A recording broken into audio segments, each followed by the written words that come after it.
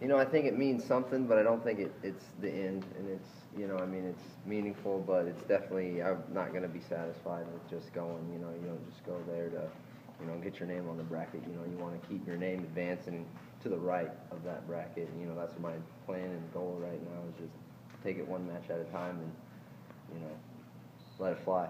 What's maybe the number one lesson you learned of being in this room for 5 years? Consistency, I think, would be the biggest thing. I mean, just every day, you know, putting your nose to the grindstone and, you know, not backing down and not, you know, taking a back seat to anyone, you know. I mean, switching those roles, you know, trying to be the guy every day, you know, whether you're not, you know, on the mat, you know, competing for the starting job, you know, you act as if you are the guy. So. How difficult is it to peak at the right time in this sport? I don't know. I mean, I think we're able to peak pretty well every year. I think, you know, Tom and, you know, the rest of the coaching staff, we just, you know, developed, you know, I guess it's tradition. I mean, I just know how to get us ready at the right time. I mean, it's pretty.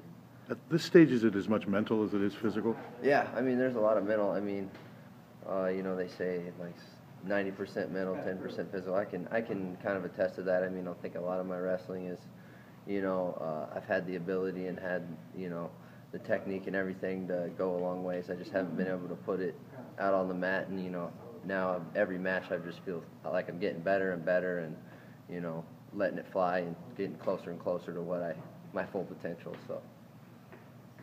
What have been, like, during the years you weren't in the lineup, the most trying situations you've been through? I mean, what kept you plugging along? Knowing that, you know, this is why I came here, you know, to be in a tough situation and, you know, not back down from it and know that it's going to pay off. You know, keep telling myself, you know, one thing Tom tells us, you know, you got to have that self-talk, you know, even when no one's talking to you and no one's, you know, encouraging you. You got to be the guy encouraging yourself. You know, it's the same thing in life too. You know, maybe you got a tough job, or you know, you got to keep your kids in line, or whatever. You know, you got to have that ability to tell yourself and know what's right and do the right thing. Did you ever start to think maybe this wasn't going to happen for you?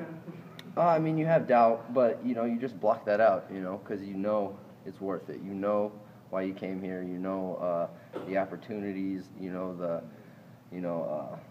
potential. You know, accolades, I guess you could gain, you know, so you just keep those things at the forefront and, you know, keep working and striving to reach them. You've been in big tournaments before, and you've been to the NCAAs before. Do you envision this, competing in this, being anything different? Yeah, I mean, I've seen it. It's definitely going to be different because I'll be competing in it, but, you know, it doesn't change. I mean, I've been on the big stage since I was, you know, 5 years old, so this is the same thing, same routine, you know, just go through and get ready the same way. It's no different. You know, there's one guy in front of me. There's a ref that's going to, you know, mediate, I guess, and, you know, that's how it's going to go down.